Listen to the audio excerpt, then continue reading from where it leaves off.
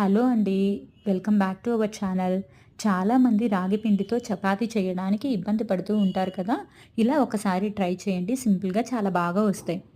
ముందుగా మిక్సింగ్ బౌల్‌లో ఒక కప్పు రాగి పిండి, ఒక కప్పు గోధుమ పిండి, తగినంత ఉప్పు వేసుకొని, వేడి నీళ్లు పోసుకొని బాగా కలుపుకోండి. ఇప్పుడు కొంచెం కొంచెంగా వాటర్ వేసుకొని చపాతీ ముద్దలాగా సాఫ్ట్‌గా కలుపుకోండి. వీటిని చిన్న చిన్న బాల్స్ లాగా చేసుకొని చపాతీ కర్రతో పొడిపిండి వేసుకొని బాగా రుద్దుకోండి. ఈ ముద్దలు చాలా డెలికేట్‌గా ఉంటాయండి. సో, ఆ మధ్య మధ్యలో పిండి వేసుకుంటూ రౌండ్‌గా వచ్చేలాగా రుద్దుకోండి. ఇప్పుడు వేడి వేడి పెనం మీద చపాతీ వేసుకొని కాల్చుకోండి. అంతేనండి. ఎంతో టేస్టీగా ఉండే రాగి పిండి చపాతీలనేవి రెడీ అయిపోయినాయి. ఇవి చాలా సాఫ్ట్‌గా, చాలా టేస్టీగా వస్తాయండి. రాని వాళ్ళు కూడా ఒకసారి ట్రై చేయొచ్చు.